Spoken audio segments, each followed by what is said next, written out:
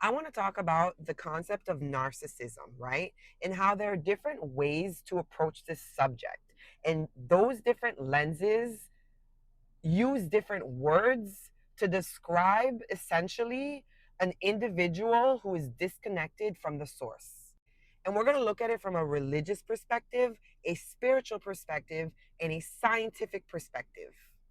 I see a lot of these communities that bash the other ones in how they interpret narcissism. And essentially, they're saying the same thing, but just using different language. If we look at it from a religious perspective, they'll say that the person who is a narcissist is carrying a demon of destruction. And that demon is often associated to Jezebel or Leviathan.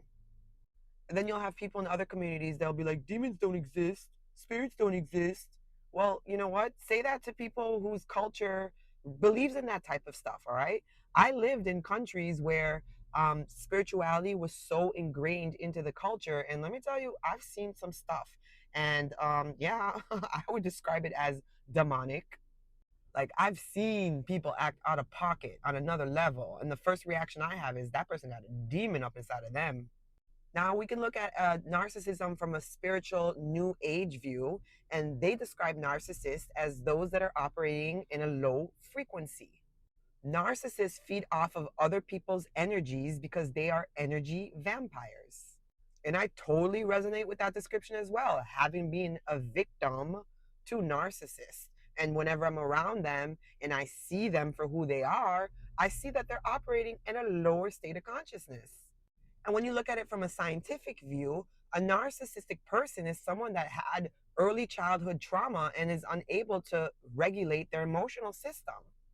And a lot of them don't have empathy, especially to those that see them for who they truly are. All three perspectives describe the same thing. A narcissist is a person who is disconnected from God, source, light.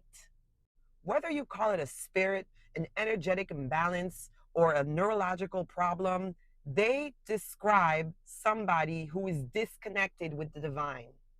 They are just using different words, different language. I speak four languages, right?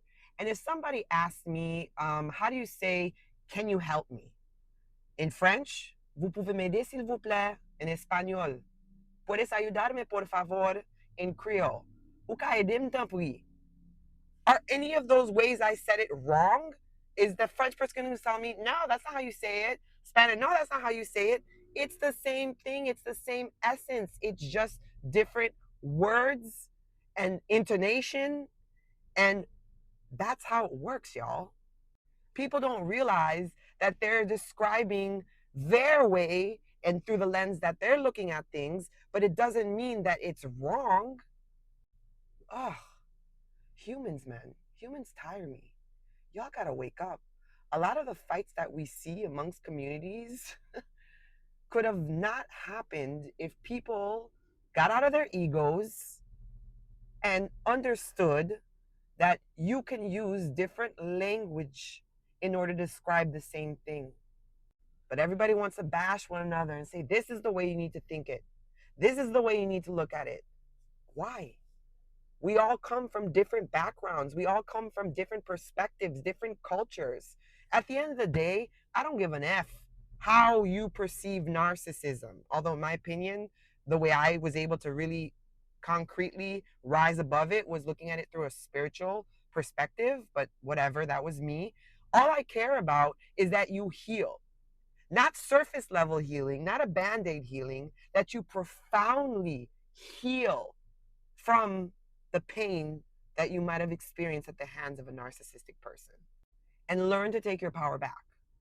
Learn to understand that you attracted that experience in your life, albeit subconsciously, and you can take that experience and you can make it into one of the best things that ever happened to you by getting in touch with yourself, your authentic self, the one that is in union with the Most High, by becoming an alchemist, by removing yourself out of victim mode and complaining about what that narcissist did to you and putting your awareness on them. Stop that, putting that awareness back on yourself.